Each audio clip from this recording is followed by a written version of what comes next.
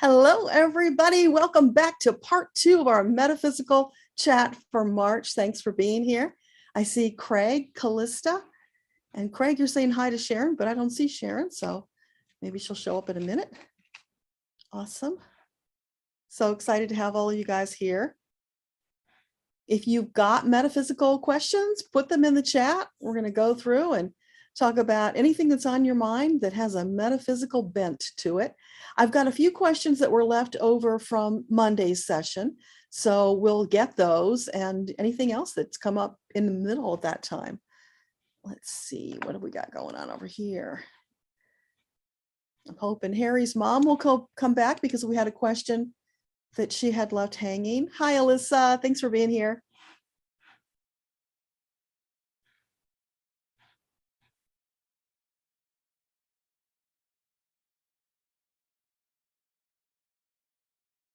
Okay. We'll give them a few minutes to show up. And like I said, meanwhile, if you've got questions, go ahead and put them into the chat. I'm not quite sure how long we're going to go tonight because I've got to go to Brooklyn tomorrow and take care of my 93-year-old mother-in-law. So I can't be on here too late, but we should get a good hour at least, maybe a little more. So bring those questions forward.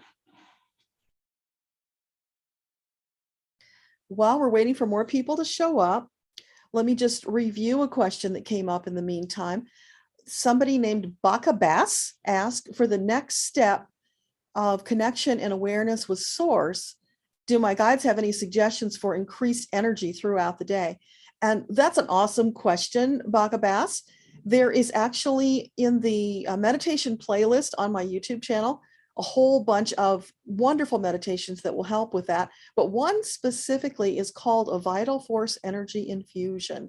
That came from Metatron just a few months ago. It's fairly recent, not very long, but it will help to tap you in and refill your vital force energy.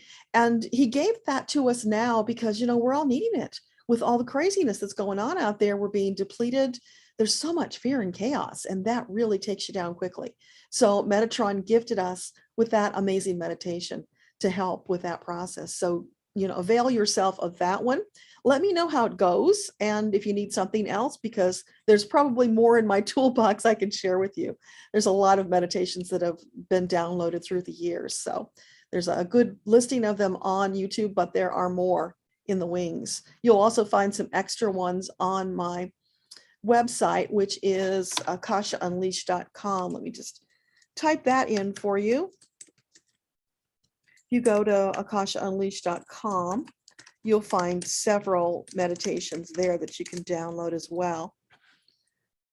But the list is much larger on YouTube. Okay, let's see. Harry's mom, you're here, yay! Because I've got your question hanging that we can go back to.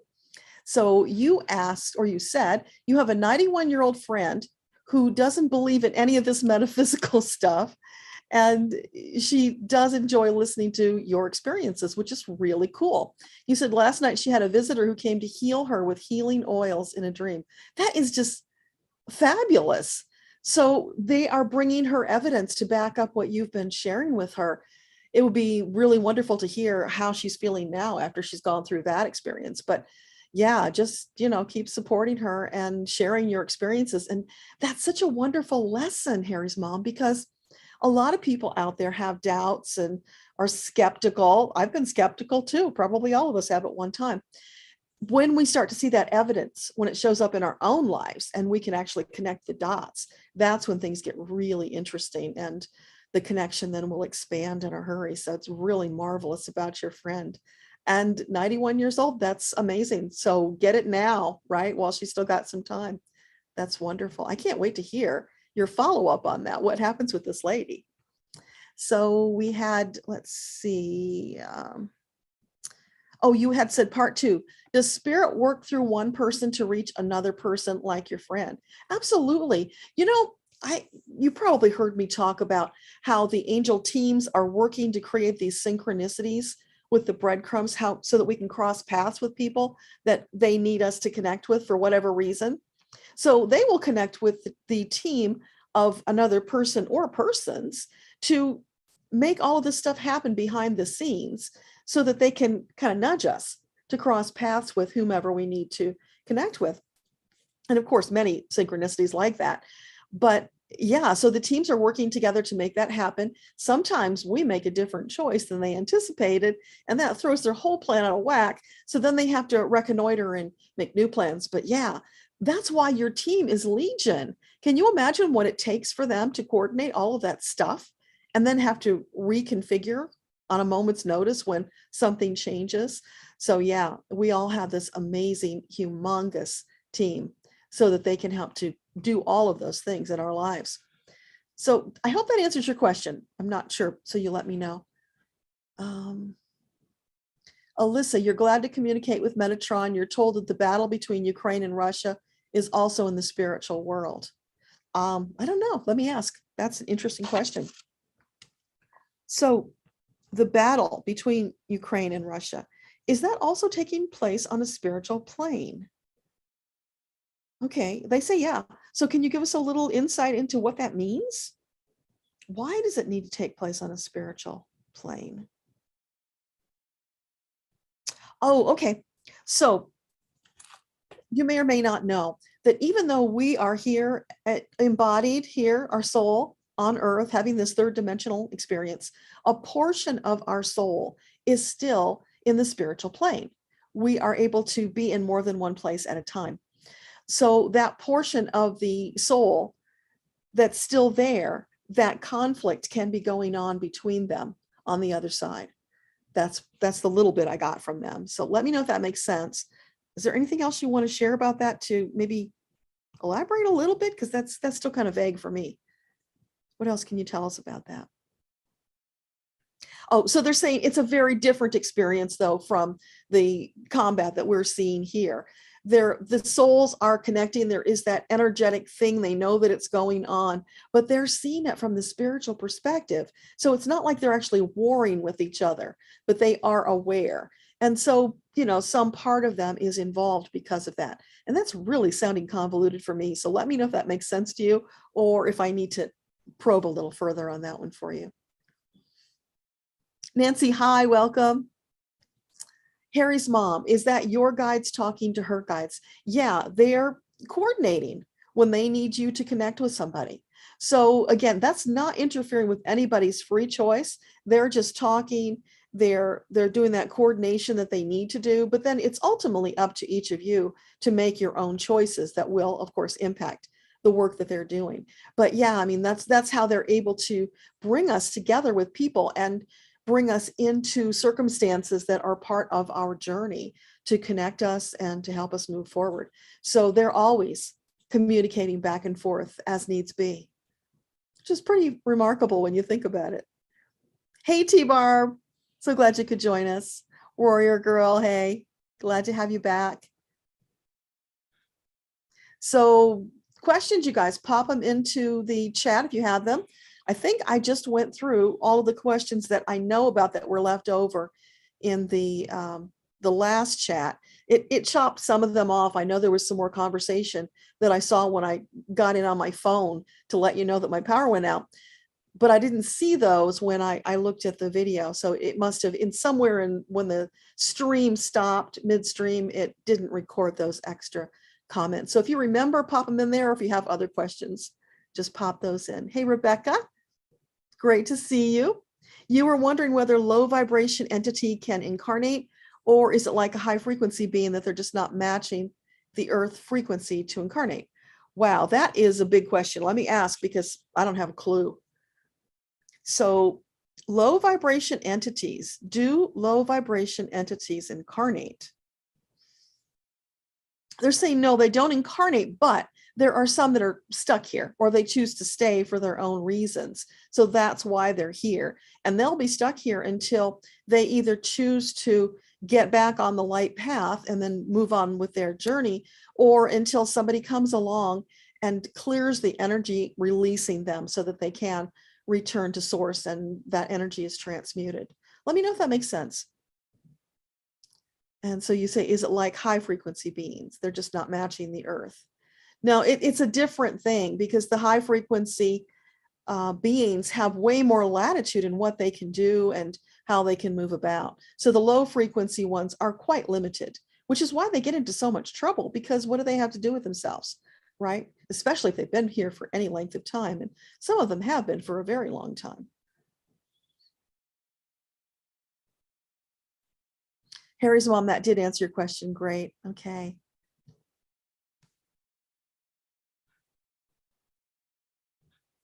Alyssa, you meant between devil spirits and angels. It's not really like that, because it's not like there's devil spirits.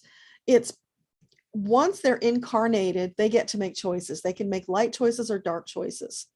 They're not making those dark choices when they're not incarnated, when they're in the fifth dimension, in the spiritual realms, because there's no darkness there. It's all light. That's taking place here when they're embodied. So they may be picking up on patterns from old lifetimes and bringing them forward to this lifetime, which brings me to something I wanted to share with you. So I'll continue with the questions in just a minute. But you may have seen the video I made a number of months ago about past lives and connections to the present. That one was all about, I was getting these visions of Putin as Caesar. So you might have heard me tell this story, because I think I told it on Sheila's channel. So I kept seeing this, and I'm like, okay, why are you showing me this? What is that all about? Are you trying to tell me that Trump was Caesar? Because I'm seeing all of this stuff, all this mishmash of stuff, and it wasn't making any sense. So when I finally delved into it and got a message, it came out that Putin was Caesar, Trump was Brutus. There were a couple of other of the people in that circle who were also part of the friends of Caesar who turned on him and killed him on the Ides of March. So what that brought forth is this whole concept of repeating patterns, past life karma. So there was a lot of karma between those individuals, as you can imagine, because look what happened in this death scene. There was that betrayal. They turned on him, they killed him, they crushed his dreams. So they reincarnated in this circle that would connect in this lifetime so that they could perhaps make better choices, because they don't come back meaning to necessarily carry out all of this negative stuff. It's always about making better choices and releasing all that negative things, but that doesn't always happen. And in this case, instead of healing, choosing better choices, they ended up going back and repeating. So recently I kept getting this thing about Putin, and his original dream for this lifetime is he wanted to be Alexander the Great. That was, he felt he was Alexander the Great reincarnated, but I got to know on that. He really isn't. He just had that same kind of drive and need to control people, to build up his ego. And I think getting born into a body that's kind of a diminutive person probably really deflated him a lot. And that's been a source of, you know, I lost my word. That's just been a source of disgust on his part. You know, he wanted to be bigger. So that had a conflict with his ego as well. So then, you know, he and 45 were drawn into each other's orbits because of that karma that needed to be worked out. So here was the opportunity to make things better, but they chose to continue the pattern. So we're seeing that worked out right now. And beautifully, what we're seeing is it's starting to go towards the end. It's not going to go on that much longer. He's running through that bit of karma, and you know, it may not be the total end as in exiting that body, but the end as in having all of that power that's kind of going down in smoke.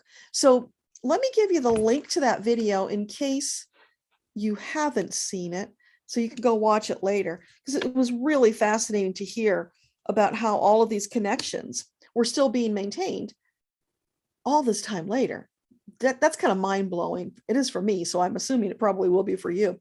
But yeah, so that one's been coming up during this week. I've been getting little bits and pieces, so I thought I would mention it to you tonight because it did tie in a little bit with what we were talking about on Monday. Hey Beth, glad you could be here. Linda, welcome again. Okay, so that answered your question, Rebecca. Then you're saying thank you. If not, let me know. T-Barb, you can't understand in a million years why we chose to come here if it's the worst place. Do we get bored of being ecstatically happy on the other side or something? That's a great question, Barb. So what it is that it's not that it's horrible from the soul perspective. It's challenging from the soul perspective.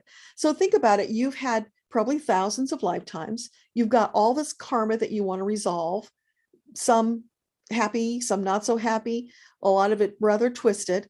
So Earth right now presents just this smorgasbord of opportunity for souls to accelerate on releasing old karma.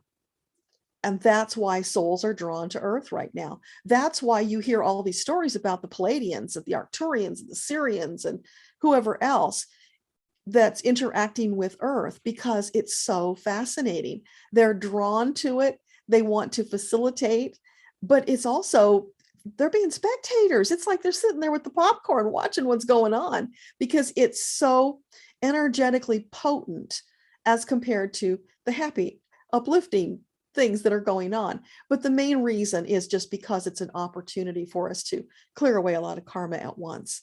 So like Putin, we can screw up and continue a lot of those negative patterns, or we can release them.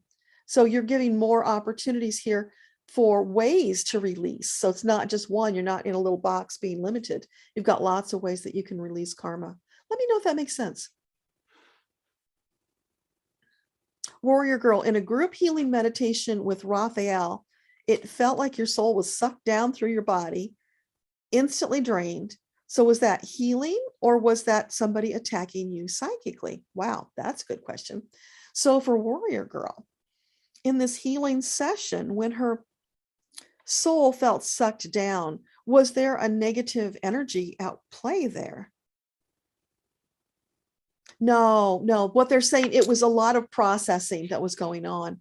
So it was part of the healing, and it was such a massive dose that you got all at once that it felt like it just pulled the plug out of the bathtub, right? And it just went whoosh. So that was a lot of energy all at work at the same time, and it just felt depleting. So for you, I would say, if you do meditation, go grab the Vital Force Energy Infusion meditation on my channel and do that. You might even need to do it a couple of times to really fully get pumped back up. One should be enough, but can't hurt to do it more if you feel like it. That will help you. So just know that you were doing that healing. Also ongoing right now during this Great Awakening is the recalibration of your DNA. So put those things together, that's an awful lot for one soul to process in a very short period of time. So that's what you were feeling. But when you were connected with Raphael, you were in a protected sphere. So there was no way that any dark entities could get in there. Let me know if that answers your question. Hey, Cosmic Toga Party, been a while. Great to see you again. SD Shakti, welcome. Glad to see you again. Rebecca, do you have any knowledge on countries' karma? How does it work and how can they be cleared? Yeah, just like people have karma, anything that has an address or a name has karma attached to it. So there is karma with the country, and I believe we're seeing it being worked out right now with Ukraine and Russia. This is the opportunity for Ukraine to actually be somewhat of a sacrificial lamb. We talked about this a little bit on Monday. They have volunteered because of all of their long, dark history, and they're just coming out of that. They're starting to be empowered. They're moving forward into what they thought was their bright new future. And then here comes this killjoy, Putin, to rain on their parade. So this is an old conflict between the countries, a lot of dark energy. They are working through it now and planning to come out of it. And all the energy that I'm feeling, all the signs, they are going to come out of it. A lot of people are going to die. Yeah, that's true. But far fewer have died than you would have expected. That's kind of miraculous right there by itself. But also remember, with regard to those people dying, their soul is not leaving their body until they're ready. So it's just a matter of the ones who are going wanted to be part of that. And they were happy to go through that process and be a part of this big evolution that's happening right now. So it was an efficient means for them to go. They're going to go. But we are moving forward into a more light period of time where that darkness does get pushed away. And as Ukraine rises, because I see them like the phoenix, they're rising, they're going to push Russia down. That will get, it's like, pulling out the plug on one of those inflatable huge balloons, and it just, races all over the place as it deflates and goes to the ground. Now, that doesn't mean that Russia is cursed or that a lot of bad things are going to happen to them, because they have the opportunity also to step into the light, which it appears a lot of the Russian people are starting to do. Once they get the full story about what's going on, I believe many of them are going to shift, and there will be a coming together, like a reunion, right, of old tribes, because they're all interwoven in these countries anyway.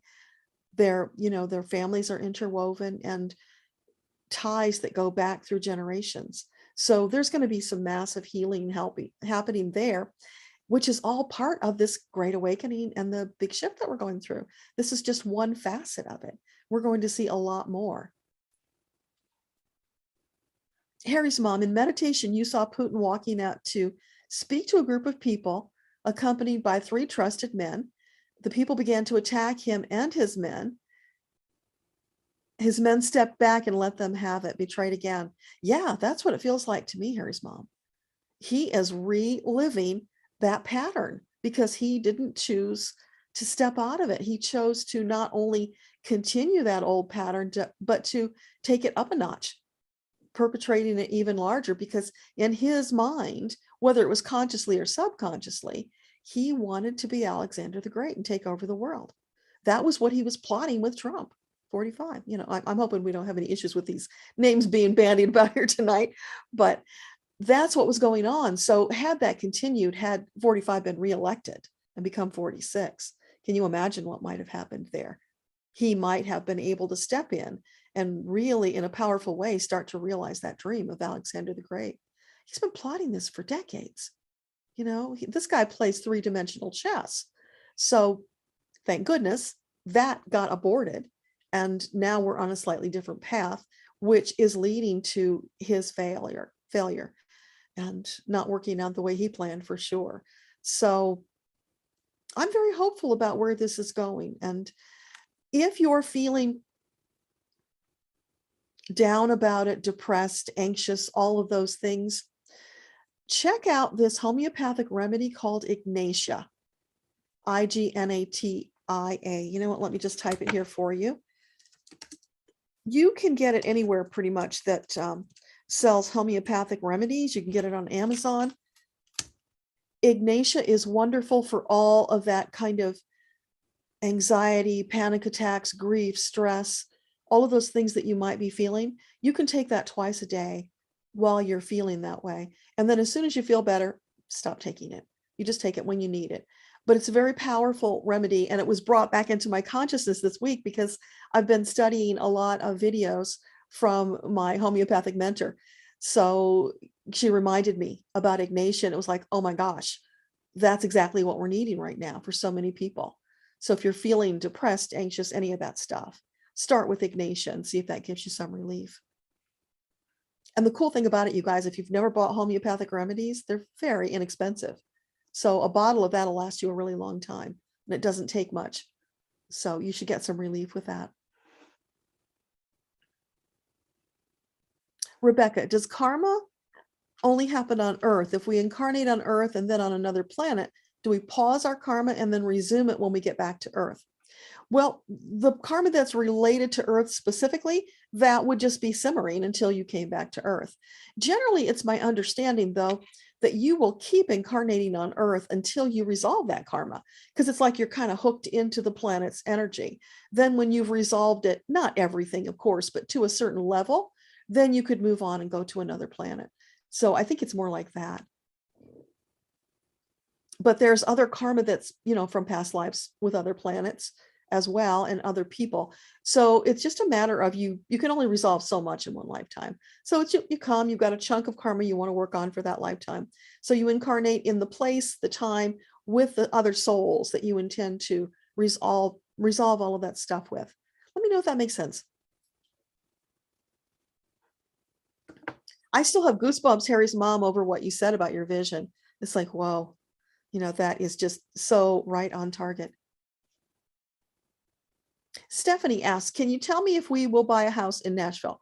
Not here on this call, Stephanie. I'm not doing personal questions. This is Metaphysical Chat. But go to my website if you haven't already, sign up for my VIP list, then join me on the third Saturday. That's where I do all personal questions. So I can see you on the Zoom call. We can connect energetically. Then I can get you better answers. Hang on, let me type this because I'm not really good at talking and typing at the same time. Okay, I think that's it. So it's akashaunleashed.com/VIP. So just sign up for that list. Then I will email you the Zoom link so that you can join us. It's the third Saturday of every month at 11 a.m. Eastern Standard Time. Love to have you join us.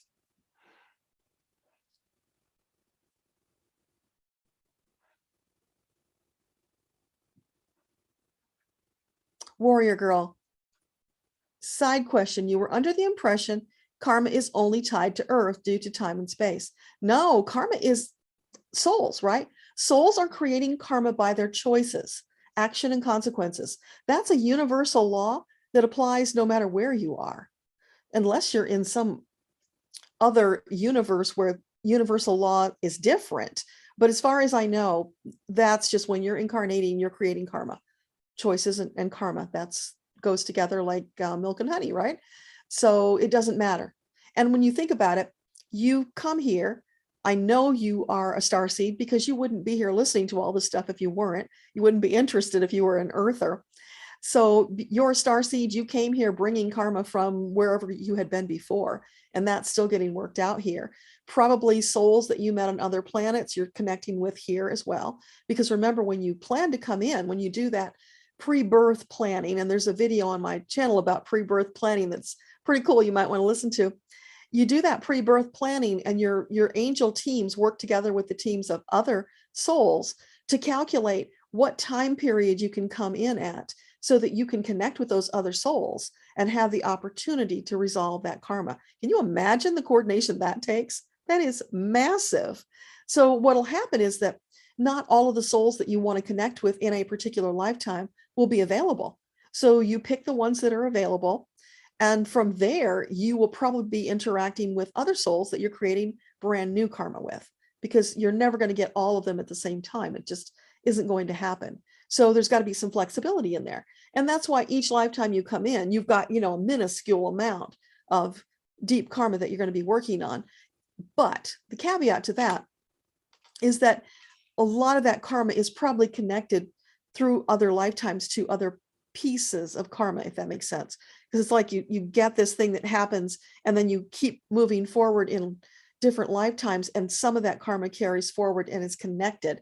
So when you resolve that karma at that level, that's like the dominoes toppling, and everything connected to it goes away. So it's really a huge subject and very complicated. Let me know if that doesn't make sense, and I'll try to elaborate more.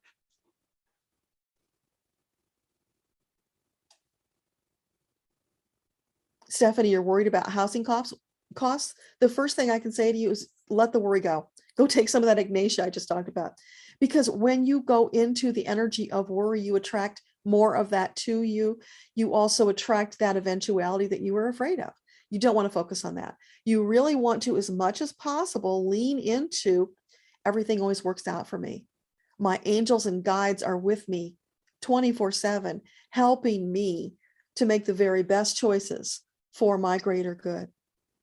And when you lean into that more, connect with your team in faith and trust, stand knowing that they are helping you all the time. And it will either be this or something better, always. So whenever you ask for something, they're going to help you. If the housing costs in one area are out of sight, then perhaps that just means you have to be flexible and go to a different site, but they will make sure it's this or something better. So don't worry, just relax, breathe, and allow your team to help you find the very best opportunities, because that's what they're there for.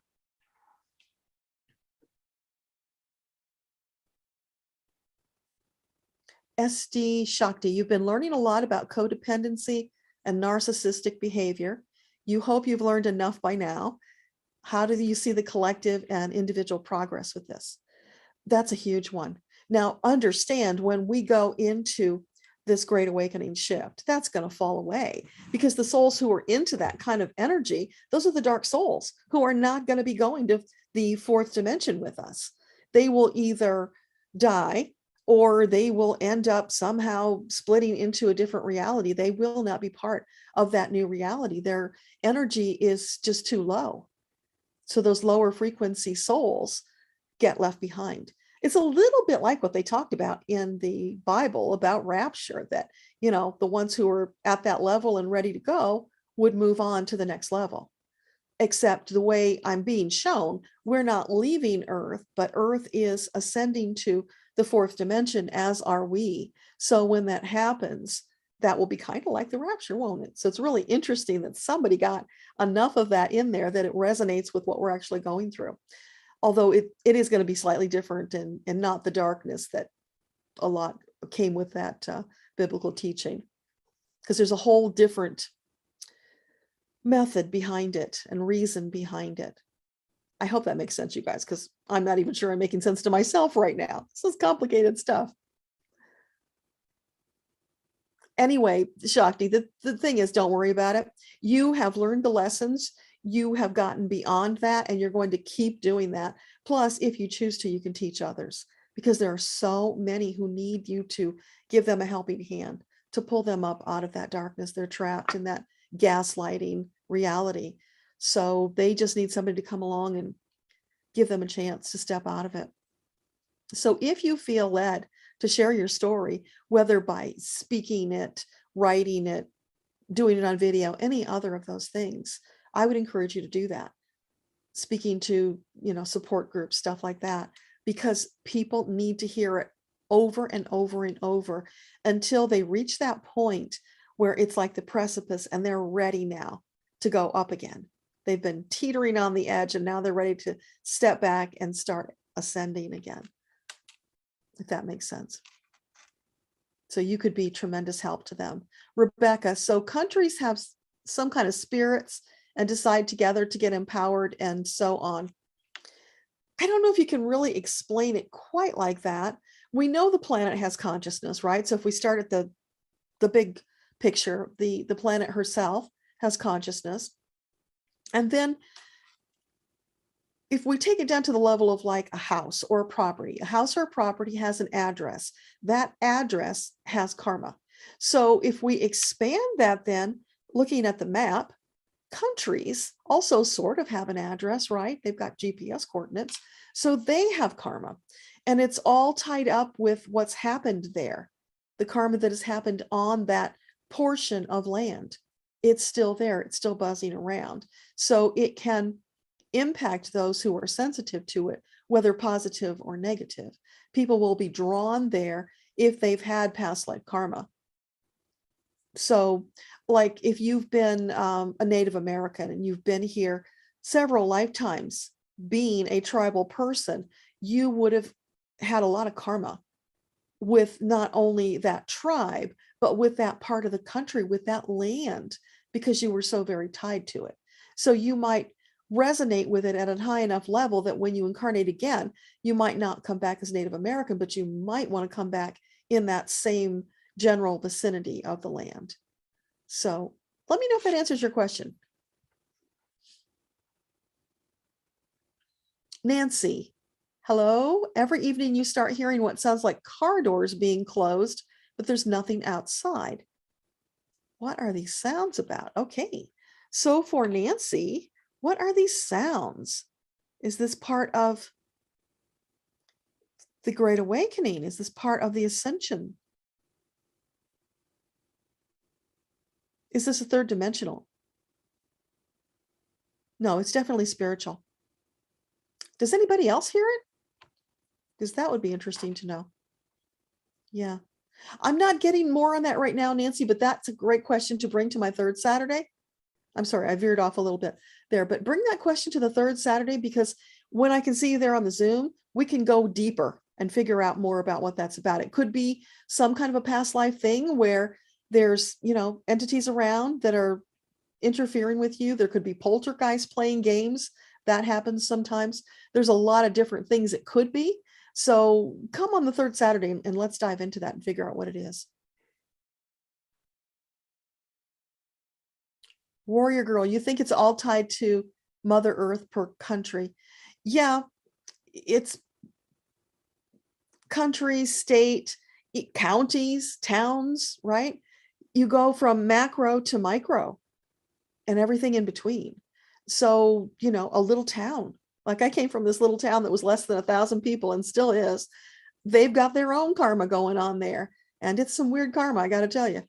So yeah, it goes from macro to micro. So there's karma there all the time, but don't get too caught up in that, because we don't have as much influence in that regard. You know, our influence is more about our own karma, working through that. So if we get too bogged down in projecting out to the world rather than working on ourselves, we do ourselves a disservice. This is all about working on you.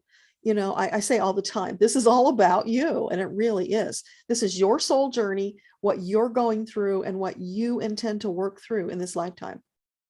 So try to, as much as possible, focus on your own journey, on doing what feeds your soul, and finding joy in every day. Because when you do that, you will create this amazing love energy that just expands from your heart chakra, gets larger and larger and larger, which connects with and impacts the others out there. Whoever needs it will receive it. That's how you can influence people. That's how you can make change without physically getting involved in conflicts and stuff, right? Does that make sense? So more focus on you, because that's the thing you've got the most power over. And then when you shift that energy, it does influence other people. So you're not changing them. You are allowing them to make a choice to be changed through your influence. We talked about that quite a bit on Monday. So if that's something you want to dive into deeper, check out Monday's recording and you'll get more details there. Nancy, oh, I already got that one. Okay. Oops, we jumped. Hang on. We're doing so well there. Now I had to jump.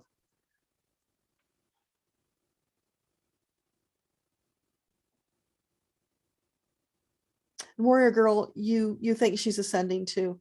Yeah, well, we all are, right? Just at different speeds and different frequencies. You know, some of us are low on the 5.0 scale. Some of us are in the middle or high, and some have actually moved already into the 6.0 scale. That is your vibrational frequency that I'm talking about now. That's not dimensions. So it's the frequency that your soul vibrates at. And when you've got the 5.0 range, from 5.0 to 5.9, that is where you are conscious that you're a soul and you're connecting spiritually. When you get to the 6th dimension, then you're connecting yet even higher. And I don't really know a lot about that right now. I've just kind of delved into it a little bit.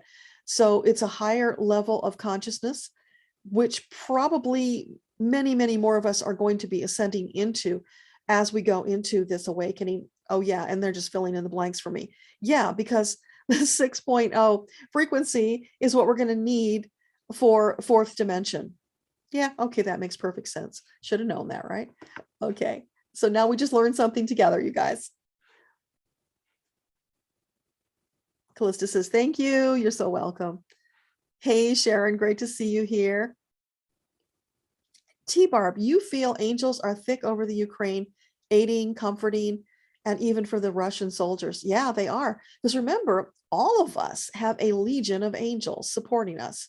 So in the time of need, more reinforcements will gather to help us out. So you can imagine for the frightened soldiers, some of them who don't want to be doing this, they're being forced, and for the people of Ukraine who are being attacked and their way of life and everything they love and hold dear is threatened. Yeah, you know, more angels are there with them, helping them, kneeling beside them, holding them up, filling them with love and light, doing everything that they can to assist those who are willing to accept it. I mean, they'll do what they can, and then it's up to that person whether they accept and let extra help in or not.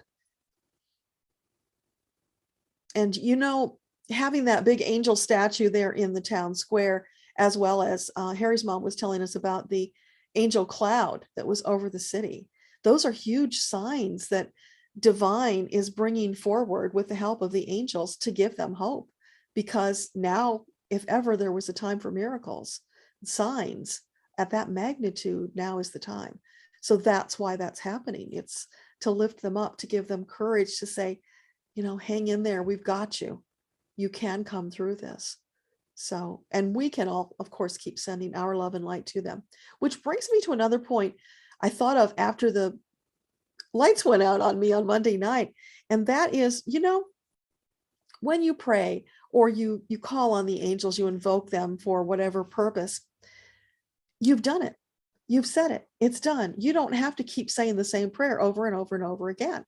Move on and do another one. Because imagine how tedious that must be for them. They're like twiddling their thumbs saying, okay, and what else do you want? We're already working on that one. Because as soon as you ask, the answer is yes, they're working on it. So take advantage of that opportunity, move on, ask for something else, connect with them in different ways. Don't squander opportunities by continuing to ask for the same thing over and over again. Does that make sense to you guys? Let me know.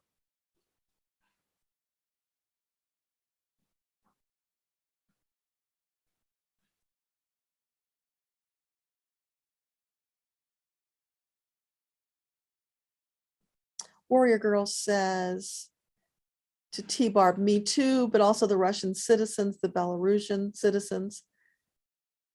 Belarus kicked out the last national TV media. Yeah, okay, so that's a conversation you guys are having. Not a question for me. Cosmic Toga Party. Is it true that Earth is one of the only places we can experience really passionate sloppy sex? You're too much. I don't think so, but let me ask just to be sure. That's a great question. Okay, team, what do you say about that? Do they have passionate sloppy sex on other planets? Oh, they do, but their definition of what passionate and sloppy is might be very different from yours. I'll leave that to your imagination. But here's the thing. If you're connected with your angels and you know what planet you came from, you can connect with your angels and ask them to show you what your planet looks like, what the people look like, what are the societal mores that they practice there. And you can get that kind of information. It's really fascinating. So that's available to all of us. So if you're not connected at the level where you can get that kind of stuff, then I urge you, grab my book, The Path to Hearing Angels and Guides, so that you can get that connected, because that's what the whole process Metatron brilliantly laid out is all about. Help you have that connection so that you don't have to go through third parties. You can connect yourself and ask the questions. So yeah, take advantage of that. It's pretty awesome.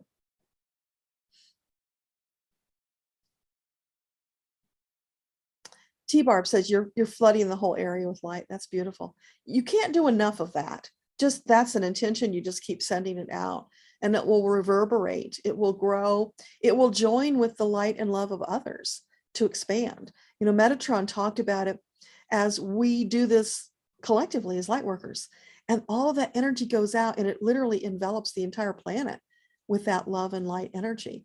That's exactly what we need more of right now if we're going to accelerate the awakening to move forward out of this darkness. So the more of us that do that, the better. That's brilliant, T-Barb. Thank you for bringing that up.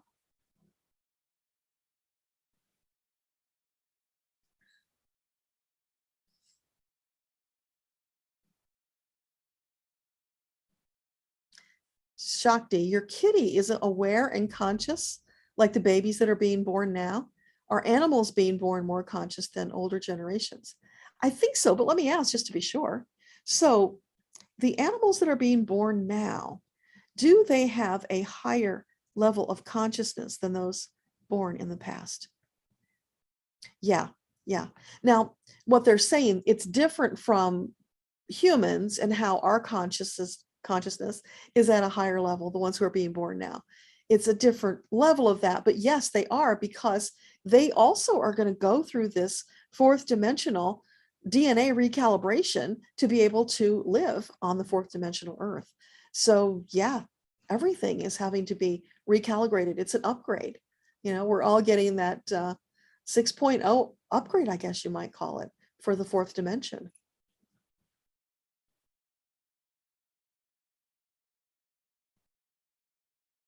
T-Barb, why did we start making karma? That means we chose to be a body. If it's so wonderful on the other side, why did we start? Because then we're trapped by karma from our first incarnation. Well, Creator made us so that we could have these life experiences and then feed that information back into the collective to enrich everyone. So we are all like extensions of Creator, going out, having these experiences and sharing that back with the collective, building the collective database, right? So for souls, it's kind of boring on the other side. I mean, they do stuff and they can connect with people, and you know, some of them will still do third dimensional type activities. Like I saw my uncle when he crossed over, he immediately was smoking a big fat stinky cigar and going bowling with his friends, because that was something he missed when he'd been sick and it felt good to him. That's what he wanted to do. So souls can do that. But the thing is, they only do that a short time. Then it gets really boring. Then they look for challenges. Well, the biggest challenge is being in a body, having these experiences. So by virtue of being in this body, making these choices, we are creating energy, because it's just that simple action consequence thing, right? To every action, there is a consequence. And that's happening for us here. It's a different rule, of course, when you're in spirit. That's a third dimensional rule or law, the karma action consequence thing. So it's just part of the gig that we all signed on for. And by the way, we were happy to do it. Most souls are anxious and excited to jump into a body and start having these experiences again, because from the soul perspective, it's a challenge, it's a rush. What can we accomplish this time? And we enjoy that expansion. So on and on it goes, lifetime to lifetime. And think, we've been doing this for thousands already. And we'll probably do it for maybe millions more, because we're eternal. It's not going to end. It's just going to keep expanding to ever higher levels. And that takes quite a while, if you can imagine, because this huge expansion we're going into now to the fourth dimension, that doesn't happen very often. You know, that can be centuries or even millennia before you get to the next one. So that's a lot of time for us to expand, experience, and figure out what we want next. But on the other hand, if you chose to stop reincarnating, to stay on the other side and get involved with some kind of a special project, you can do that too. Now, Einstein has decided he's going to stop incarnating for a while. He's working on a special project. It seems there are quite a vast number of souls who have been energetically damaged to the point that it's going to be impossible for them to incarnate again until they go through some repairs. So Einstein has this big project he's working on right now, where he's got this helper that, believe it or not, is this translucent python. I think it's a python. It's a really big snake that goes out across the earth, and it's marking the souls that are damaged, that need to go to a different doorway when they get to the other side so that they can go for repair. So that's happening right now. And, you know, we're not conscious of it. It's just happening. But that's something that's really fascinating for Einstein. So that's what he's working on. When he's had enough of that, or when he's completed the job, maybe he'll incarnate again, or maybe he'll go on and do something else. Also, if you remember, I had a conversation with John Denver and Maya Angelou popped in. They are working on helping the earth because they're very connected to that. So they're staying on the other side for a while to facilitate, from their perspective, this healing, regeneration, and ascendancy of earth. So that is a choice that you can make. Most of us are not choosing to do that. In fact, you know, you'll run into somebody who says, oh no, I am so done, I'm not incarnating again. And probably if we were to connect with their Akashic records, we'd find out that no, they only held to that for a short time. After they had done their diligence on the other side, they were ready to jump back into a body, because this is the delicious life experience that souls crave. So let me know if that makes sense.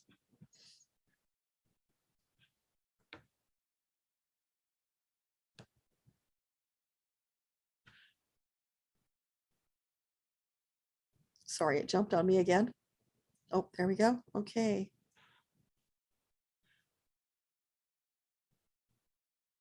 So Warrior Girl says that you heard somebody channeling say that we're brave to come here and they think highly of us. Yeah, well, I know they think highly of us. They say that all the time. Absolutely. And, you know, they are getting these vicarious experiences through us. So that expands them. It allows them to serve at a higher level. So imagine how bored they'd be if we were just stuck at that, you know, beginning of the 5.0 frequency and not moving forward. That would be pretty boring. And again, they're playing tiddlywinks waiting for us to ask for some help. There's not a whole lot that we can, if they can do, if we're not aware of them and asking for their help. Errol, you said you went through that years ago. Okay, cool. Rebecca, that answered. You're so welcome. Yeah, Nancy, you're welcome. Errol, good and bad are both involved.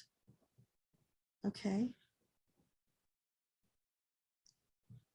And Warrior Girl, to Nancy, you got that it's her starseed family coming to pick her up or drop her off. Could be. Melissa says, good question. Errol, poltergeist and the jinn plane. It could be, you know, they show up occasionally when I'm doing karmic readings for people. That is one of the things I look for, are those entities that are there being either playful or destructive. Some of them are trying to possess us. You know, that really does happen. There are some that will hang around for a very long period of time, trying to attach, to drain energy. That they need that vital force energy because they're disconnected. When they go into that dark path that they've chosen, they're no longer getting vital force energy. So they're like vampires. They've got to get it from other people here to sustain themselves. So yeah, those things are out there, but we can clear them. That's the good news. We don't have to tolerate them. Once we discover them, like in this reading or, you know, whether modality out there that helps you discover them, then we do a clearing to send them on their way to be transmuted by divine. And then they get to choose to go back to the light if they want to.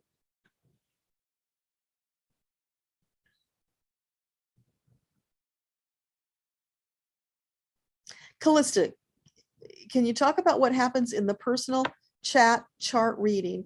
Just an outline or generalization.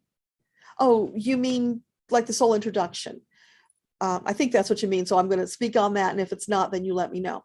So in the soul introduction, I go into your Akashic record and I'm looking for the aspects of your soul. So if you consider your soul as like a big circle, like a pie, about 2/3 of it is your gift. You might have one gift, you might have a primary and a secondary. That's more unusual. Most people just have the single gift, which is actually better because if you have two, you got to juggle them. So it makes life a little more complicated. So we first find out your gift because that makes up so much of who you are. That informs upon the way you interact with people, the way you see the world, things that you're drawn to, what kind of challenges you face. They're all tied into your gift. Then there's another slice that's a little more than 1/3, and that's your tribe. Your tribe is your planet of origination. So we figure out which one you come from, and then you learn about the characteristics of that tribe. Then we put those two pieces together, the gift and the tribe. How do they interact? Because this is what makes you unique. No two people are alike. Every single soul is unique. The way that the pieces work together, the percentages, all unique, which is astronomical if you think about that. And then the remaining slice that's now less than 1/3 is your soul specialty. So that's just one more piece of information. There are certain characteristics that go with that then connect with the other two to form your soul schematic. And that is who you are. Then there's another slice of that off to the side that's your soul gender. So when you were first created, you got a gender. Your soul has a gender. When you incarnate, you choose your gender. So you can go back and forth, and there's 3. There's male, female, androgynous. So you can choose to have any one of those in a particular lifetime. That's all about, again, having that more expansive experience. It's helping us to understand one another better. So there's all of that going on. And then the last piece of that soul introduction is your life lesson. So each time you incarnate, you choose a life lesson. And when I say lesson, it's really more like area of interest.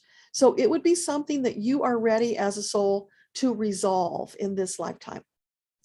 Like, you know, it could be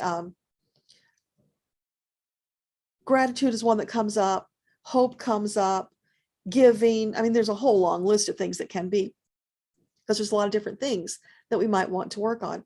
So that will be there. Now, the 3 aspects that I talked about and your gender stays the same forever. That's how your soul was originally created. That will never change. What does change is the life lesson. So from lifetime to lifetime. And then you just work on that. When we do the reading, you get a chance to reflect upon, okay, is this showing up in my life? Have I been doing it? And if not, then you have an opportunity to either lean into it or say, I think I'm done with that. I don't want to do it anymore. It's your choice. So that's kind of cool.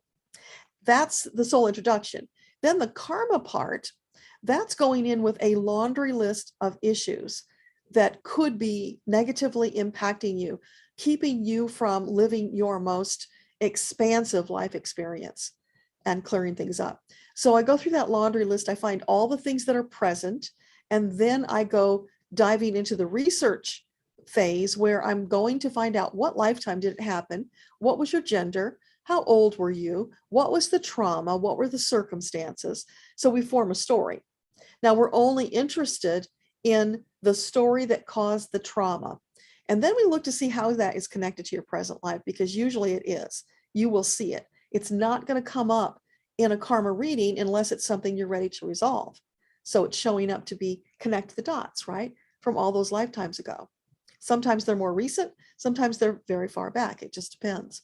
There can be things that, have been there for eons that you're now ready to clear. And P.S., more things are showing up in the karma these days because we're getting ready to go through that great shift. So it's more souls want to clear that stuff out. So they'll be prepared to move into even faster and smoother into this ascension process. So let me know if that makes sense. That was a lot of stuff. Or if I even got your question right. This is why I like the Zooms, because then I can ask you for clarification. It's so much harder this way. By the time I get to you, then I've forgotten what we were talking about.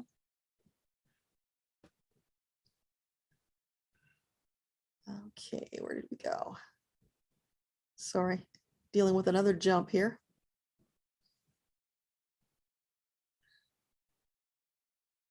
So Warrior Girl says, you feel like because of the law of one, we can send healing and light to anyone on a soul level. And if it's for their highest good, they receive it. If not, they don't, and that's okay. That's true to a certain extent. You are free to send love and light to anybody you want. They are free to block it. Some people don't want it. Others will accept it because they're open to it. And it runs the gamut. Some will take a little, some will take a lot, but you are free to keep putting it out there. The caveat being, make sure you are keeping yourself filled to overflowing. Keep drawing down that divine love and light to fill your vessel to overflowing. You never want to let yourself get depleted, because that's like a battery. If you get too low, you know what happens? You can't get recharged. So that's self-care for you. Be aware of that. Do that self-care. Especially now, you need to be charged up so that when you are interacting, you're sending love and light, you are never going to run out. And also remember, when you're sending love and light, it's coming from divine through your crown chakra, out your heart chakra to them. So you're not sharing your own vital force energy. You're always sharing divine vital force energy with them. You're just reflecting it like a satellite, or, those big mirrors on satellites, right? It comes through you, mirrors, and reflects out to them. And then they receive it or not.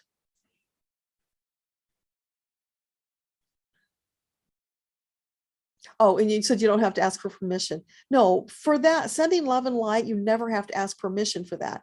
Just know that you're sending it and they're free whether or not they accept it. That's the thing. So when you do that, don't put expectations on it. I guess that's the important thing to note. It's like when you give a gift to somebody, because that's a gift, right? When you give a gift, you give it freely without expectations. Otherwise, it's not a gift. It's something that's got conditions on it. So you give it, it's up to them what they do about it.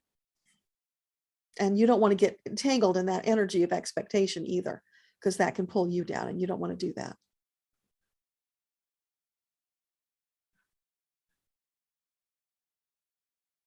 Rebecca, it made you smile about asking. It's already yes, move on to another one.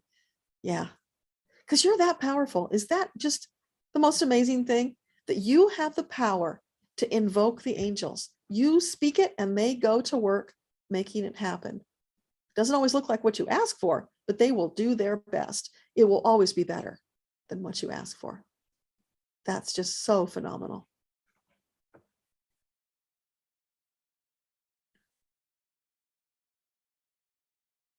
Oh, Cosmic Toga Party, you're welcome.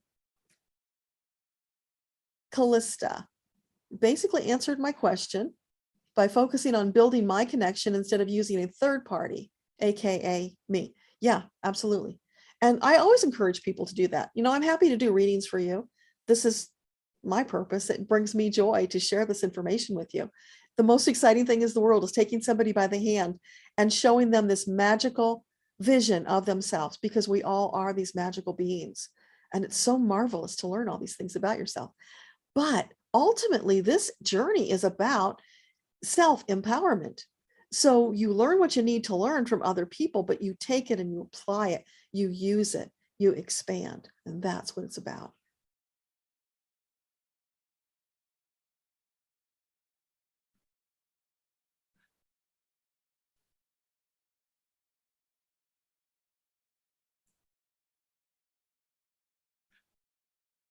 Callista, it was tonight is good because you were feeling drained and now you feel more uplifted. That's beautiful. I'm so glad. Yeah, the energy here, even though we can't see each other, we can still feel it. It's just a different level than we get on our Zoom call. So, Callista, if you're feeling that way, go grab that vital force energy infusion. It will just give you such a boost.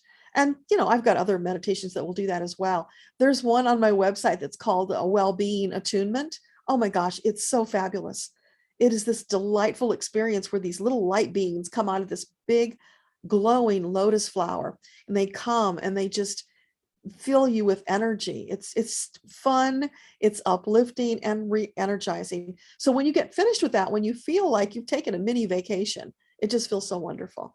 And there's lots like that. So grab them, play with them, use them. That's what they're intended for.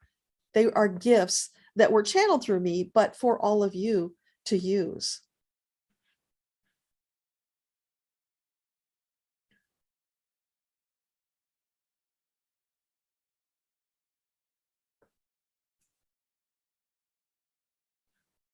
Warrior Girl, you bet Steve Irwin is too. Oh, you mean working with Maya Angelou and Angelou? She told me that. It's so hard to get that right. And John Denver, yeah, and Jacques Cousteau, because John Denver was connecting with Jacques Cousteau. So yeah, there's a group of them. They're like this executive board, and they're working with Earth and the people to try and facilitate the ascension. So it's really beautiful. And one day they'll probably share with us more about that. But yeah, I'll bet you Steve Irwin is there too, and watching over his family, you know that. Rebecca, since imagination is kind of reality, do fictional characters or characters from myths and movies exist? Yes, they do. Because where do you think those ideas come from? Right? Like Bigfoot, the Loch Ness Monster. Those are real. They come here through a portal. They hang out for a while. They're kind of mischievous like that. They come over and they know they stir people up, and then they go back. So that's why we can't find them and we can't get any evidence, but they really do exist.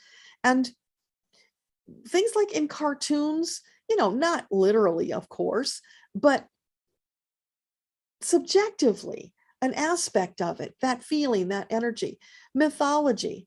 If you go back and you read mythology, you will find common threads from one culture's myths to another. That couldn't happen unless there was truth there. So they are picking up threads of truth and then weaving it into a story that makes sense for them. So yeah, there is so much truth out there. There's a lot of garbage too. You got to pick through it and figure it out. But yeah, I mean, those fictional things were inspired by something. You know, it's like when somebody tells a joke and you know it's meant to be a joke, and yet there was a reason they said that. There's some truth that's attached to that. And that's why it came out that way. That was just the most convenient way they were able to get that truth out. So yeah, we all run into that all the time.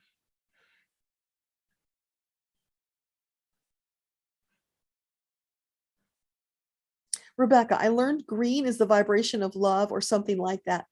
So nature is literally love. Yeah, earth is love for all of us. You know, when I channeled some of those messages from Gaia, she talked about, and I could feel the love. You know, she was given the responsibility for all the life that lives on her and in her. She takes that very seriously, just as Metatron takes his role of overseeing humanity very seriously. There is so much amazing love flowing from them to us. And that's why, you know, it's not like she wants to kill us all off, but she has to survive if she's to do her job. So if that means people die while she is repairing, healing, doing what she's got to do to survive, then that's just the way it's going to be. It's not personal, you know? So there's a lot going on there. But yeah, and the green, you know, that's the heart chakra, green. It's life. Spring is green, right? It's new life coming forward, expanding. Yeah. Green is a very powerful color. Yeah, Callista says, yeah, Steve and Bob Ross. Oh, probably. Bob is probably having a heck of a good time painting and carrying on and whatever else he does.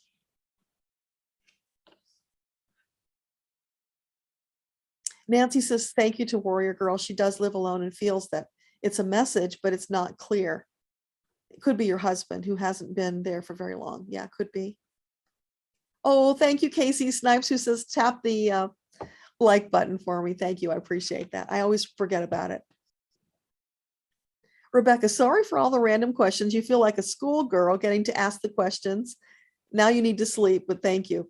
You're so welcome. That's why we're doing this, because there are so many random questions and they might seem really trivial and silly, but if it's something you're wondering about, then ask, because no question is too insignificant. If it's something that's coming up for you, there's a reason. It might be connected to a whole long chain of other really deep things. And that's just what's showing up to get you started.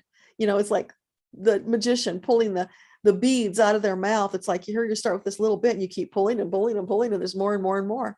And that's kind of like what our life journey is about. We're expanding, we're exploring, getting higher and higher consciousness so that we understand and we can live a more vibrant, deeper experience, more joy and more love for everybody.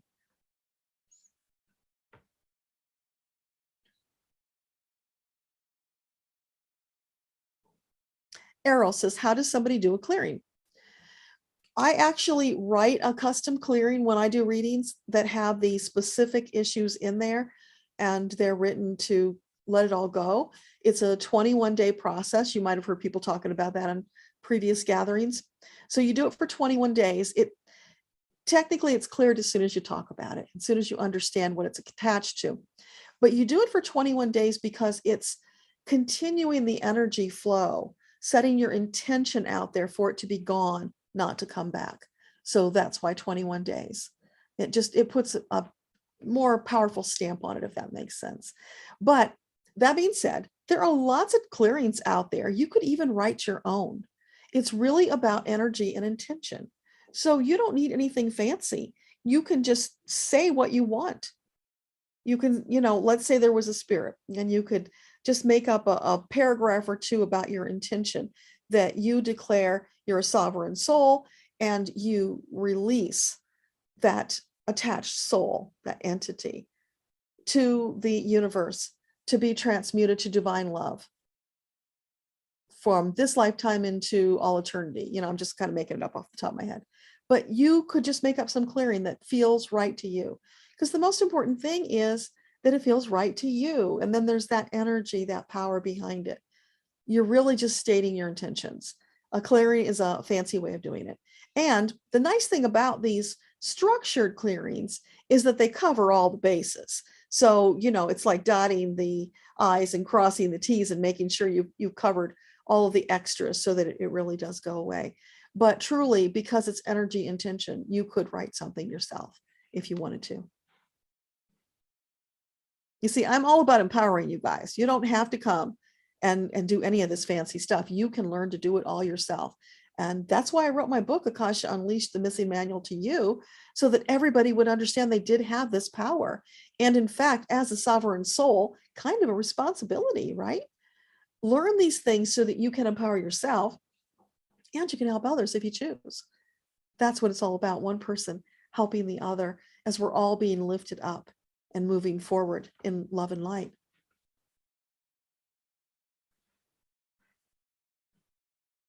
I think I'm getting to the end of the questions, you guys. So I can go until 9:30 if you've got any more questions.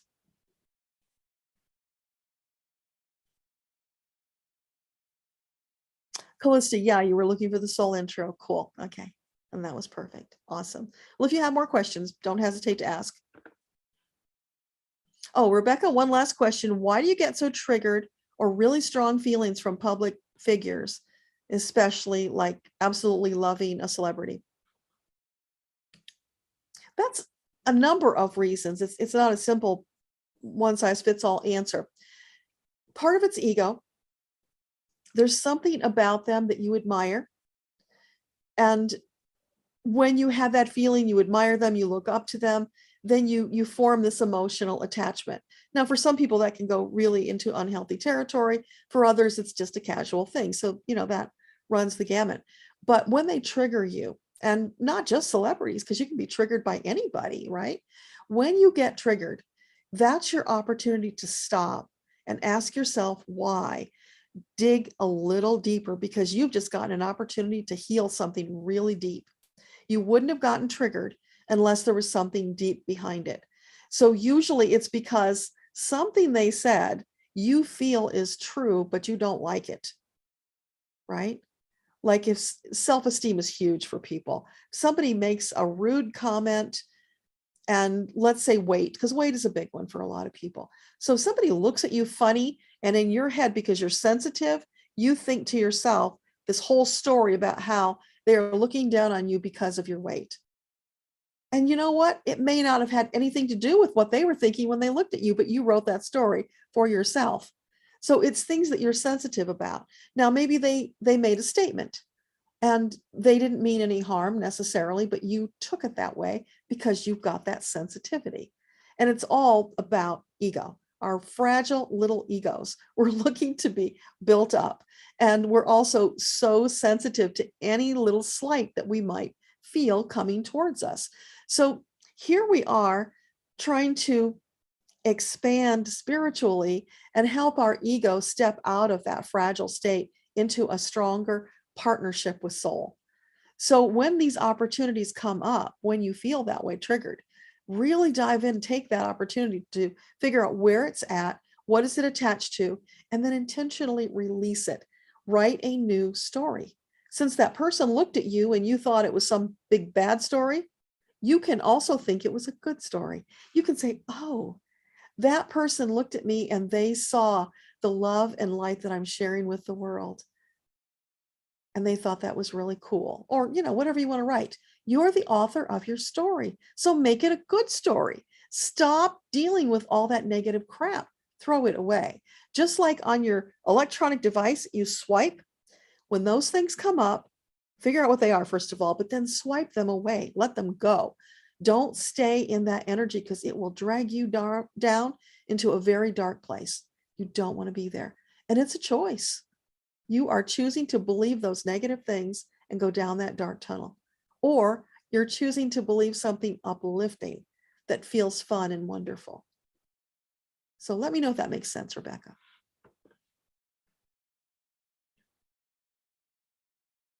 T-Barb, this is like coming to a great class. Thank you. You always learn something new. I'm so glad. Thank you for being here. I just light up when I see these familiar names show up, and that you guys are here and we're together, because our energy collectively just feels so wonderful. It's like all going to the playground together and running around on the slide and the swings and just having the best time. Callista, you love the empowerment. Yeah, me too, because we're all lifting each other up, and that's what it's about. So imagine we're doing this in our little microcosm here, but our intention and our energy is expanding further out. And then we can take that and do it with other groups of people. Keep expanding that out. we're going to change the world way faster, because that's the missing link right now. We need to get to critical mass number of light workers who are doing that, sending out that love, light, intention.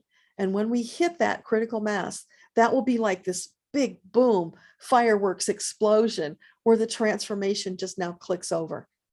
We hit it. Now we're moving into fourth dimension. Bam.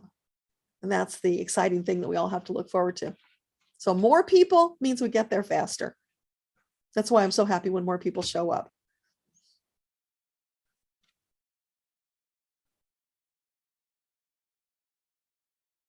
It jumped on me. Hang on.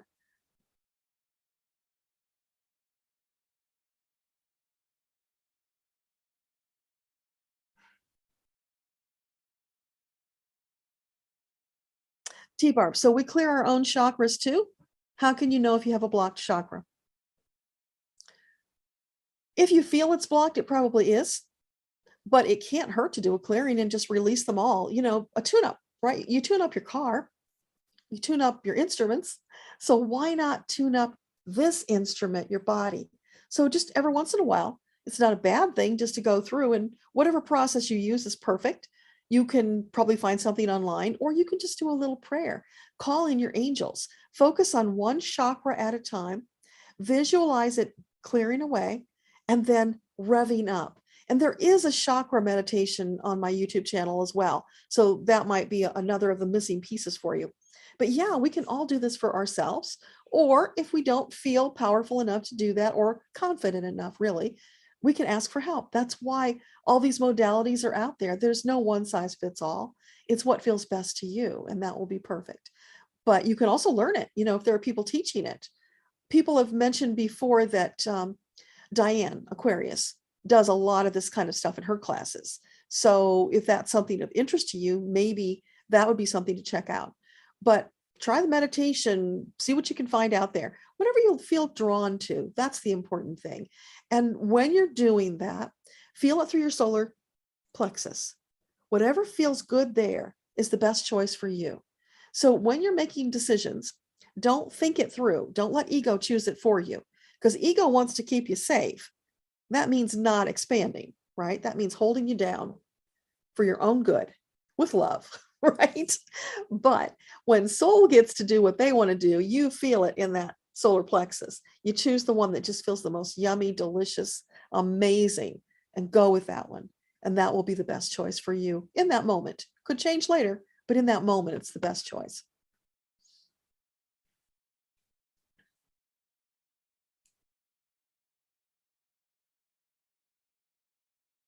And Warrior Girl is saying, use a pendulum. Yeah, I use a pendulum a lot.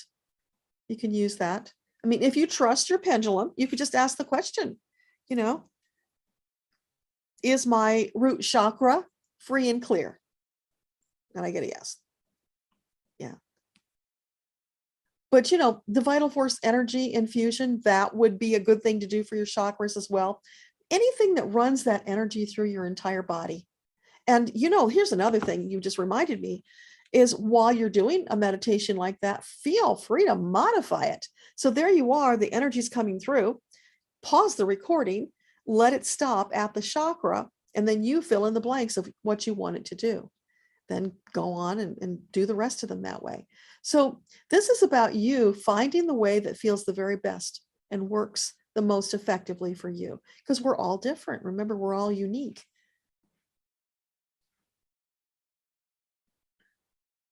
And just to wrap up on that question, T-Barb, about knowing if they're blocked, you can go to a professional and ask them, you know, they can check you for that. There's a wonderful man who shows up on my Zoom calls on that third Saturday. I'm going to keep talking about that, you guys, because you need to be there. Anyway, he reads that off of people. He has this gift of being able to see that energy, and then he uses pranic healing to draw it out. And this amazing, beautiful soul is doing this for free right now.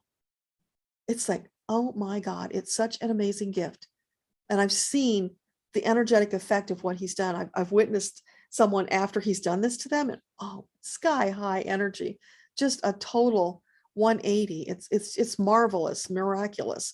So those things are available to you, because he's going through this course right now, and he has to use so many, or deliver so many case studies.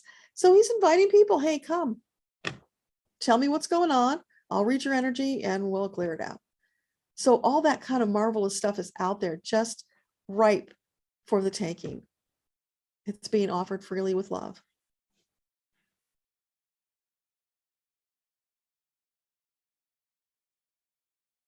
Casey Snipes, I'm wondering if anybody can channel angels or people from the past or relatives. Is this something that only certain people are born with, or can anyone learn and practice? Anyone can learn and practice. What I do is I go into the Akashic records. If I want to connect with a departed person, I'll call them into my records and we can have a conversation there. That could be anybody. Now, they, of course, have the free choice whether or not they come, but pretty much always they do because they enjoy talking and connecting with us. So that's not a big deal. And angels, you betcha. You can talk to the archangels. You can talk to your own team. You can call upon them. You can even talk to somebody else's angels. They may not cooperate with you because if it's not in the best interest of their person, they're not going to, but you can ask. Never hurts to ask. We can ask anything. So yeah, and it really comes down to practice. So I'll take you again back to reminding you about the book, The Path to Hearing Your Guides and Angels, or your Angels and Guides. That's what it's for. Metatron created this process so that through the 21-day challenge, you can learn to have those conversations, connect with them. It's about building your faith, your trust, allowing that connection to happen. It just takes practice. So again, that magic 21 days of developing that habit.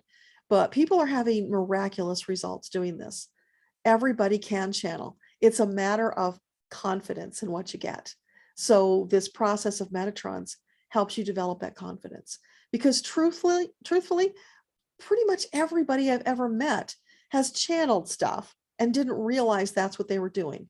If you've ever been speaking, words come out of your mouth and you're like, who said that? That's channeling.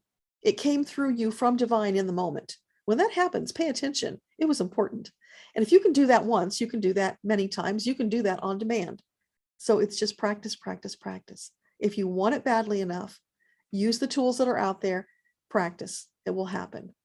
But a big chunk of it, huge, is believing what you get. So what I tell people is, do your access prayer. Do some kind of an opening prayer so that you're accessing the Akashic records. That way you can trust what you're getting is love and light. And then when you're in that energy, trust what you're getting. Write it down. Over time, you will see the pieces start to fit together. And then you'll have the belief that, wow, this really is true, because now I can see how it's showing up in my life and how these pieces connect. So that's my sermon about that.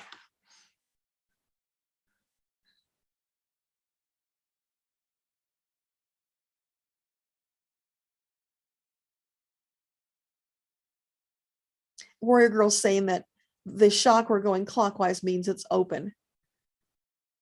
Yeah, I'm not sure about that, actually. That's something I should ask one of these days. Well, let me ask right now. No time like the present. Okay, so is it always true that an open chakra spins clockwise? Yes, it is always true. Okay, so if it's spinning counterclockwise, that means it's blocked or not open? Yeah, okay, there we go. They're saying it's true. So now we know. The reason I questioned that, Warrior Girl, is because I'm wired to question everything. And Metatron has told me many times, we are living in a time where it's incumbent upon us to question everything. Things that you've accepted your entire life, question them because they may not be true. They may have been filtered in from various sources that were all about control and fear. And they somehow got wound up with other things and they feel true, but they're really not, and they do you a disservice. So even things that you feel are, foundational, question them, ask. You might be amazed to find out some things that you always believed are not true, or at least they're not true for you.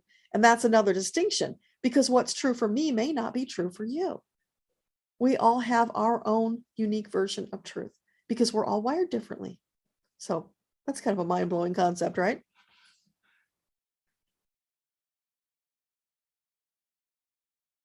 So T-Barb, that makes sense because I don't know Reiki, but my daughter and I healed my mom's heart and lungs after she almost died with no training.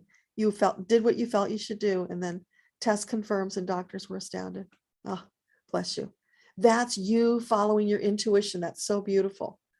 You know, a friend and I tag teamed another friend who was having to go in for, they thought, a stent. And we felt like maybe we could help her before she had this procedure because she was very heavy and it would have been dangerous for her. So we tapped on her. The three of us tapped together for over an hour. When she went in a few days later, the issue was no longer there and she didn't get the procedure.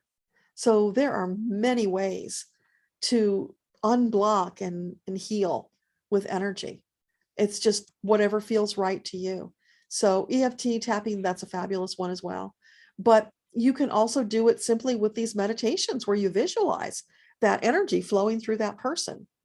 When I tap, my version of tapping is healing blood and energy flowing freely through my body. I don't worry about any other statements because that covers everything. If the blood and energy is flowing freely through my body, whatever's going wrong, that will fix. And that's worked for me for years. So there was one time where I fell on the ice and I whacked my head really hard. I could feel as I lay there out of breath, the blood pooling in my brain. So I might not have made it up off the ground, except before I moved, I just started tapping on that. And I tapped on that lying there on that cold ice until I felt a shift. And then I got up. I was cautious the rest of the day, but I was fine. Never had to go to the hospital. Not that I'm recommending anybody do this. Of course, I can't give medical advice, just sharing an anecdote that happened to me. But that phrase is super powerful. And again, energy and intention, right? So you can come up with whatever phrase works for you, whatever modality works for you. And there are many of them. People are creating new ones all the time, like this pranic healing that my friend is doing. That's something it's not new, but it's relatively unknown. Getting more notice and attention because it's so powerful, but it's just a different way of controlling energy, which we can all do. We can control energy. How amazing is that?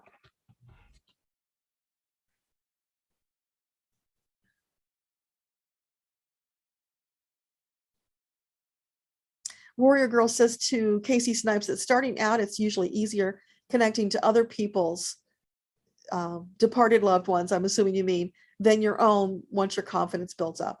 Yeah, because you would project probably what you think they would say. It's just like animal communication. When you communicate with animals, and it's essentially the same thing, by the way, if you're trying to communicate with your own, you know the way that they might behave, or you think you know what they might think. So you would be putting those ideas there, not meaning to, but that's just human nature. So it's always easier when you're learning something like that to talk to somebody's animal or departed loved one that you don't know, so they can validate for you whether that sounds true or not. And when you get that validation, that makes your confidence grow. So it's a wonderful experience to have. And you can get a few people together, just trade off talking to each other's pets or departed loved ones, just to see what you get. Just know in the beginning, you're probably going to get dribs and drabs that might not even make sense. Just go with it. Don't judge it. Accept that it's true, that you just haven't gotten enough yet to make it make sense. Or you might astonish yourself that you get a clear statement or story that makes total sense. Just be open to whatever happens. Know that it's going to take some period of time to build your confidence in your ability. And you can do this. Everybody can.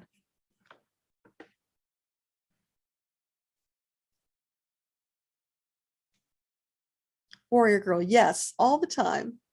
Where did that come from? The speaking the words. Yeah, because everybody has the ability to channel. It's built into every single one of us. Some gifts have a higher quotient of it, if you will, than others, but every single one has the ability to do it because we're all connected to divine all the time. We're just now tapping into and remembering that that is our birthright, that we can actually do that.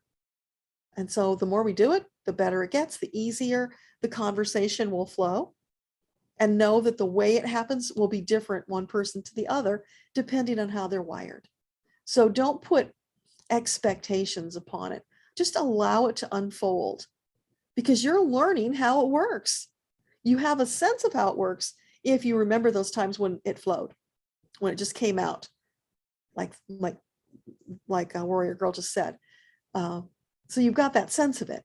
But to really understand how it works and get into that groove of the flow, you just have to be in that state of accepting and allowing, trusting that your team will help you to facilitate and bring it forward. But let judgment go. Just be in a playful, accepting energy, and it will happen for you. Yeah, random thoughts out of left field. And that's how you know you're channeled, because it's not something you were even focused on. It just, bam, there it is. And usually if that happens when you're with somebody, it's because that other person needed to hear what you just said. So it's kind of a phenomenal thing.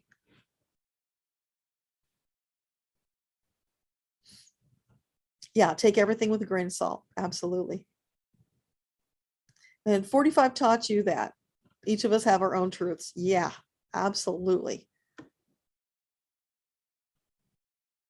T-Barb, they went into your mom to look for blockages and couldn't find anything wrong. Oh, that is so amazing. Wonderful, wonderful. Warrior Girl says, show us your hand, please. My hand? Did you mean the pendulum? Were you wanting to see the pendulum? I'm not sure what you were asking for there. This is just, by the way, the pendulum that I like to use. I like this one because this metal is weighted, and so it feels really good and comfortable. If this part doesn't have a little weight to it, a little substance, if you will, it can flop around a bit too much and it doesn't feel as controlled. But literally, you can use anything as a pendulum. So, don't get too caught up in that. I've got a number of them, and I'll switch them around. But this is the one I use most often, just because of that weighted feeling. And I actually bought this from somebody who wrote a book on pendulum dowsing. They sold them, and that's why this one is just so perfect, because they teach it and they knew what would be the most effective for newbies. And so I've just been using it for years.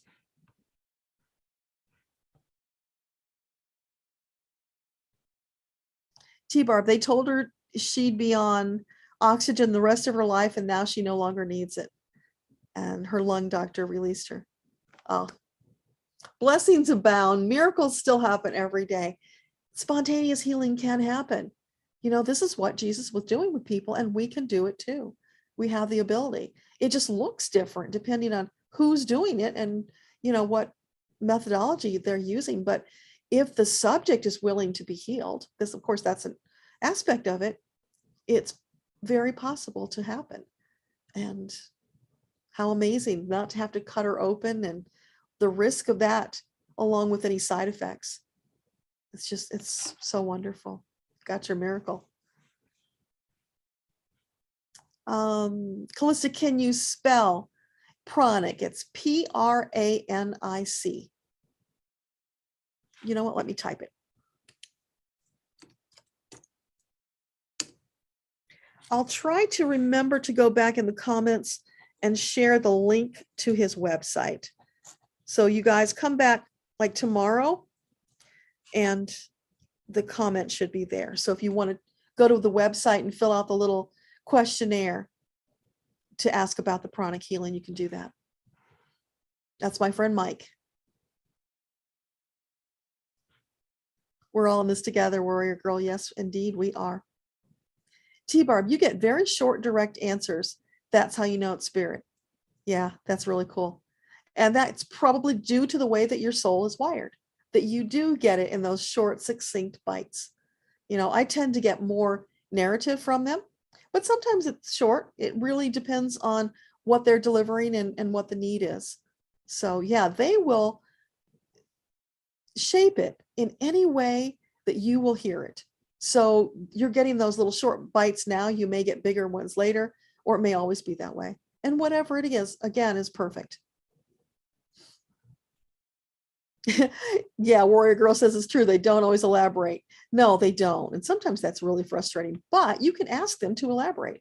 I had this really freaky meditation where I was seeing a past life experience where I was a part of a sacrifice at the top of this, I think it was an Aztec temple. And the next day I'm like, can you please explain that to me? Because what the hell already? That was intense. It was painful. Why did I need that? And very patiently, they explained to me what it was all about, and I got the details. So if you need more, ask for more. Don't think that just because they only gave you that little bit, that's all that you're allowed. No, you can ask as many questions as you want. Now, they'll only tell you what you're ready to hear. So if there's a piece of it that's going to be disruptive to you, or you're just not there yet and it would be harmful to hear it, they're not going to share that part, but they are going to share what you ask in the way that you can hear it that will be helpful. So don't hesitate to ask for more. I always tell people that on the Zoom calls, I'm channeling to you what I got in the moment. If you want more, ask for more, because we can go deeper. We can always go deeper. I'll get this much, I'll share that much. And if you want more, it's incumbent upon you to say so, because that's just the way the conversation works. They'll give you those chunks and then wait to see what you do about it. That's normal. Happens to everybody.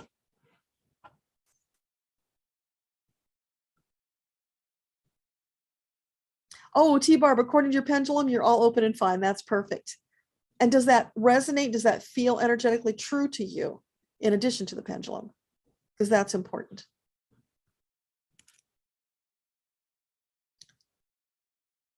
Oh, boiling water, my hand. Oh, right. I forgot all about that. So it was this hand.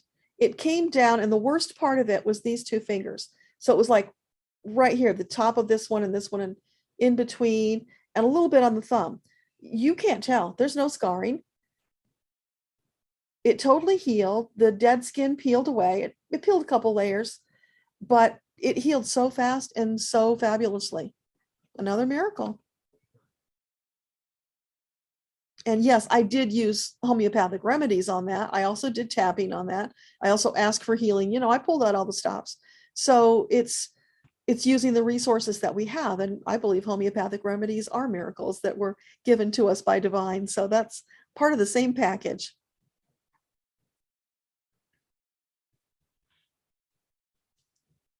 Yeah, cool. Okay. Oh, we're past 9:30. All right, so we should wrap it up, you guys. Thank you all for being here. I so appreciate it. Much love to you. And if you haven't already, I'll remind you one more time, sign up for my VIP list so you can come to the Zoom call. Because you guys, usually I get like 20 or 30 people, and we've got time to go around and answer 2 or 3 questions for each person. So there's way more room for more people to come. And then we'll get more people in and get your questions answered. These are personal questions or anything. It's an anything goes kind of thing, because I can see you, I can connect with you. And like I said, I'll answer your question. We'll dive deep if we need to, but it's so amazing, the energy on those calls. Plus, you will get answers to questions you didn't even ask, because somebody else will ask. You'll get things you hadn't even thought of. It's like what we're doing here, except magnified 100 times. It's such an amazing experience.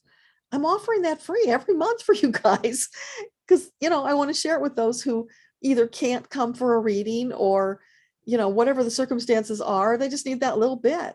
Let's do that. Let's share that love and light, because in the doing of that, we're expanding Metatron's message, which is my mission, and we're helping the world. So let's all get better together faster. Let's get more miracles, more love, and more light. All right. So thank you everybody for all your thank yous. I really appreciate you being here with me. And watch for I'm planning to do the video about the new message from Metatron for Sunday. Hopefully I'll be able to get that. That was the new message I mentioned to you on Monday. So really exciting, and can't wait to get that one out. Hopefully everything goes smooth with mother-in-law, so I'll be able to come back and get that done, but that's the plan. So watch for the email on Sunday with the new video and whatever else has transpired that I need to share with you in the meantime. All right, everybody, much love. See you soon. Bye.